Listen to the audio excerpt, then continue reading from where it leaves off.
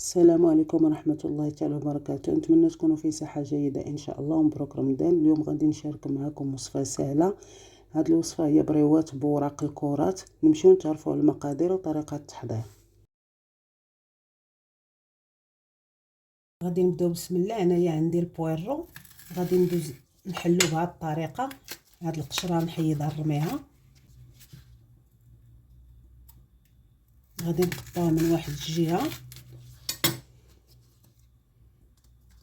ونحليه لهاد الوريقات ديالو. غناخد هاد الوراقي الكبار وهذاك الدخلاني غادي نقردو باش غادي نطيب به الكفته.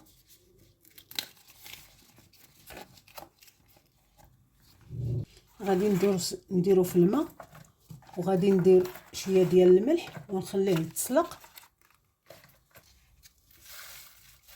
غنسلقوهش بزاف باش ما يتقطعش لينا. غادي ندير البوارو وندي هنايا شويه ديال الفلفله وشويه ديال البصله، نخليهم ينزلوا ليا شويه.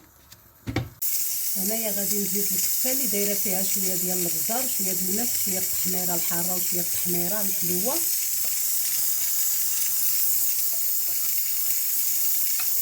غادي نزيد شويه ديال العدنوس ونخلي الكفته ديالي طيب. هنا الورق ديال البوارو صافي ضفيت عليهم، غنديرهم يتقطروا. انا غادي ندوز نلويهم. غادي نشفو البويرو ما نخليوهش فازق.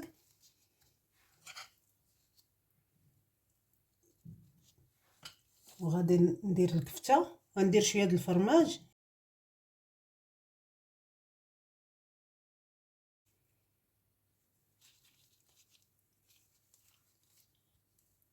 غادي ندوز نلويهم بطريقه البريوات.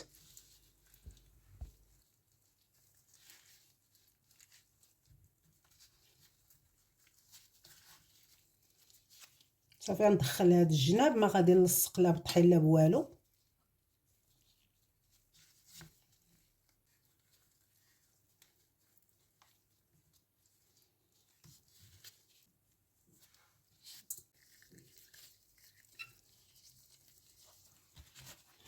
نفس الطريقه غادي نشف الورقه.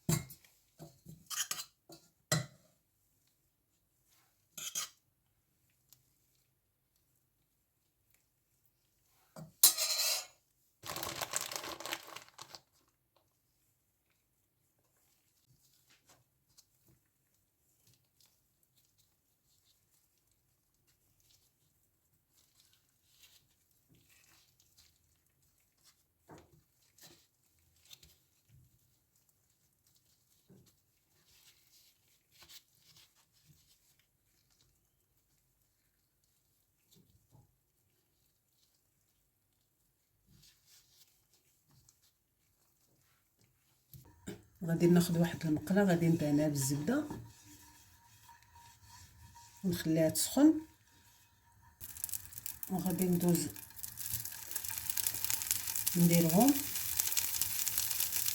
نخلوهم يتحمروا لينا ومن بعد نقلبهم.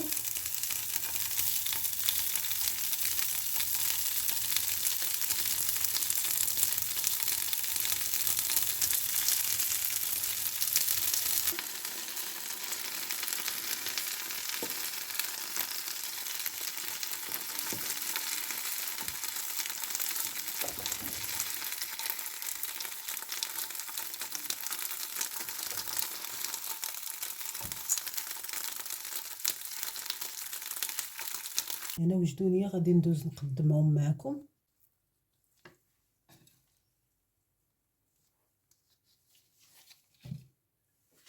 ندير فوقهم شويه ديال الزنجلان.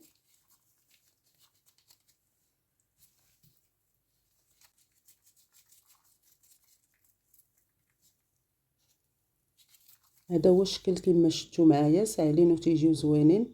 نتمنى الوصفه ديال اليوم تكون نالت الاعجاب ديالكم وتجربوها. حتى لهنا نكون انتهيت معكم الفيديو ديال اليوم. نتلاقاو في فيديو اخر ان شاء الله. بصحه وفطوركم والى اللقاء.